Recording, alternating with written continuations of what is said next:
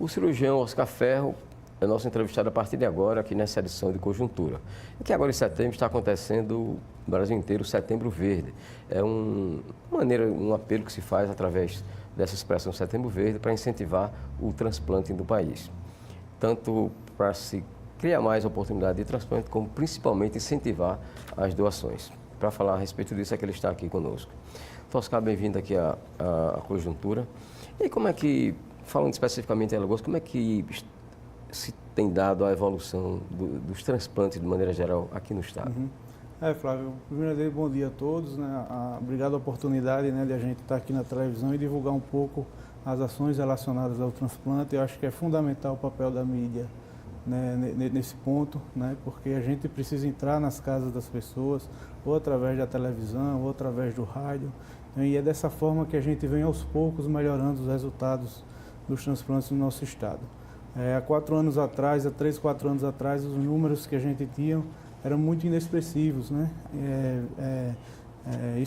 Expondo isso nacionalmente, entendeu? Então, com a evolução desse trabalho que a gente está fazendo junto com a Central de Transplante, que tem um papel fundamental, que é um órgão associado ao governo do estado, né? Entendeu? A partir deles, eles vêm intensificando muito essas atividades relacionadas ao transplante. Hoje a gente, atualmente, há mais ou menos uns 2 anos, até 2 anos atrás, a gente começou a fazer as captações de fígado, né, que não existia isso no nosso estado, né?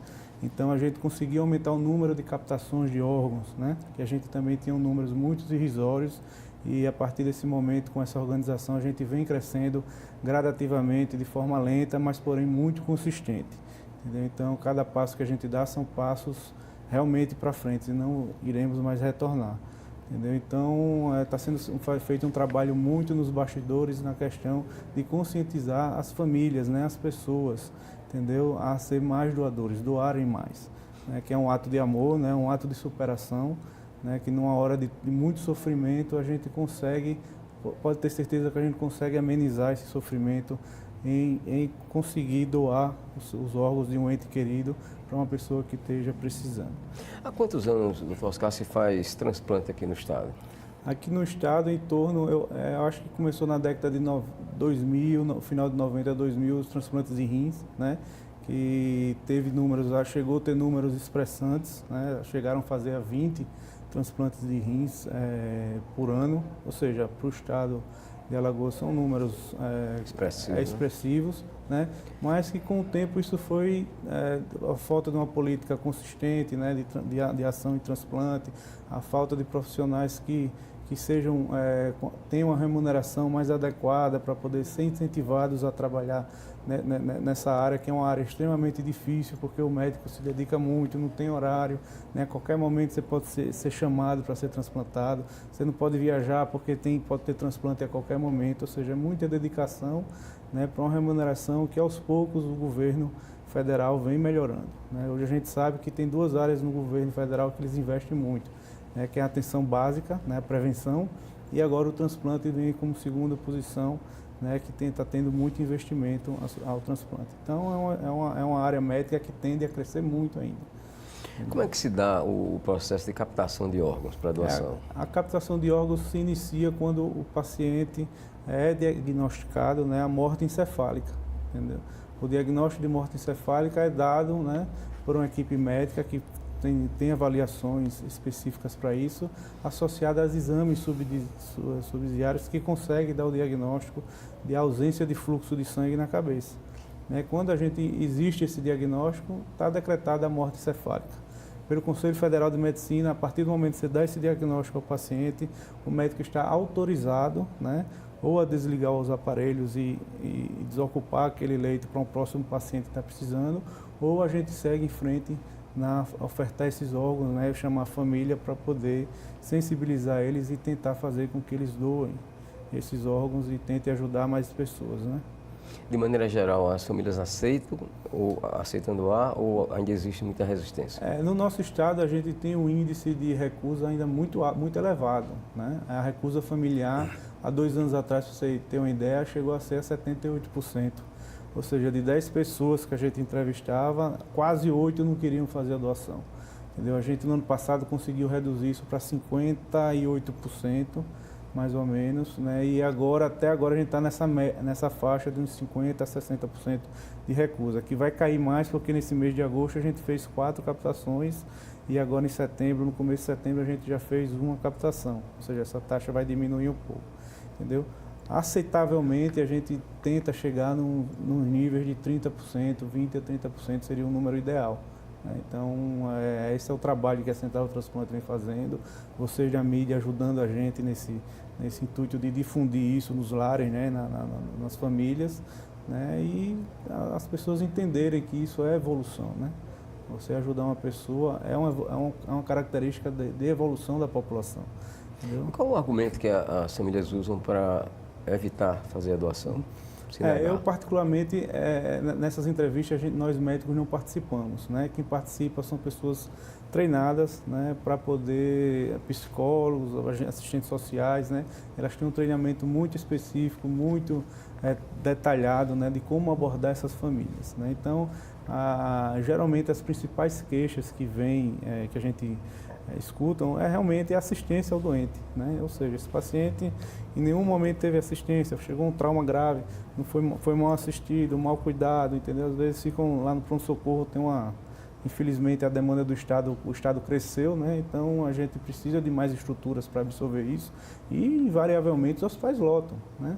E nessas situações as famílias se sentem desamparadas do cuidado do paciente. Na hora que eles reclamam muito, né, desse assistência. Na hora que a gente está na fase difícil, mas depois que, né, entra em óbito, vocês vêm atrás dos órgãos, entendeu? Então a gente entende a família, isso realmente é entendível, mas pode ter certeza que a dor vai ser muito menor quando a família doa os órgãos. A sensação é que fez alguma coisa de boa, né, Flávio? Então a gente consegue ter o sofrimento diminui.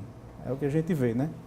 O transplante de fígado, como o senhor falou agora há pouco, está se iniciando agora há pouco tempo aqui em Alagoas, né? Quais são as condições para que o paciente, no caso, seja identificado que ele precise efetivamente de um transplante? Existe hoje vários tipos de transplantes, né? O fígado é o próximo passo aqui do estado, né? A gente já faz transplante de rim, já faz transplante de córnea, já faz transplante de coração e o próximo passo agora é o transplante de fígado, né? É um processo muito complexo, né, para formar, porque, como diz, o transplante de fígado, o fígado salva a vida do doente, né?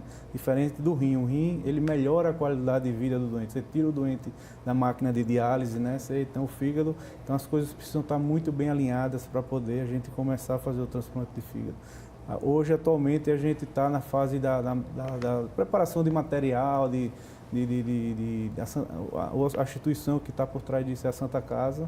Entendeu? Então a gente está aos poucos montando, né, essa estrutura para que a gente não venha penalizar uma vida de um paciente na hora do procedimento, né? A gente tem que fazer uma coisa firme, com o pé no chão e mais importante é isso, consistência do trabalho, né? Uma coisa que seja correta, entendeu? Então, o que está faltando mais é isso, a parte a documentação já foi toda entregue, os relatórios já foram todos entregues, e a gente está criando um fluxo, né, de onde esses doentes vêm, como eles vão ser atendidos e como eles vão ser aparados na instituição. Entendeu? Então, esse aqui é onde a gente está. Tem previsão para que esteja realmente tudo pronto em relação ao transplante de fígado? É uma coisa que depende de muitos fatores, entendeu, Flávio? Então, a gente, nesse momento, como eu já falei, está nessa preparação, isso sendo avançado, a documentação vai para a Central de Transplante aqui do Estado para ir para Brasília, né? Então, precisa vir uma comissão de Brasília, né, da SNT, né, para poder verificar se a instituição tem essa condição de fazer o procedimento, se é cabível a gente começar o transplante de fígado aqui. O que eu tenho a dizer é que nesses últimos 3 anos a gente está fazendo muito bem as captações, entendeu? A gente diz pelos retornos que a gente recebe. E isso já é um passo muito grande, né, na questão da confiabilidade, né? O pessoal de Brasília, não, o pessoal de Maceió já estão fazendo, né? Estão aumentando o número aos poucos. E tudo na vida é assim, para a gente crescer tem que trabalhar, né? Tem que trabalhar, tem que operar, tem que fazer captação, tem que mostrar que a gente sabe tirar o fígado, sabe escolher os órgãos, entendeu? Então isso é o começo de todo o transplante, né? Então, começa na captação. Bom, aqui em Alagoas ainda tem aquela cultura de quando o paciente tem condição financeira, vai logo para São Paulo, principalmente São Paulo, não é? Quando não vai para alguma outra cidade, algum outro estado aqui do país. Eu lhe pergunto, Alagoas tem condições, em pé de igualdade, em termos de hospital, em termos de profissionais, de competir com São Paulo, por exemplo? Assim, o estado de Alagoas vem crescendo muito na medicina, entendeu? Hoje, o porte cirúrgico que é feito nos hospitais de Alagoas, não, ao meu ver, não fica atrás de São Paulo, entendeu? O que é que a gente ainda precisa se aproximar? A questão de estrutura hospitalar, entendeu? Isso é uma coisa que ainda estamos caminhando, entendeu? Então, estamos indo num caminho assim, progressivo. Hoje, em Maceió, não existia UTI cirúrgica. Hoje, na Santa Casa, a gente já tem uma UTI cirúrgica, ou seja, esse paciente é feito uma cirurgia de grande porte e vai para um lugar específico para ser cuidado da cirurgia que ele fez. Entendeu? Então, isso é um avanço muito grande na parte cirúrgica, entendeu?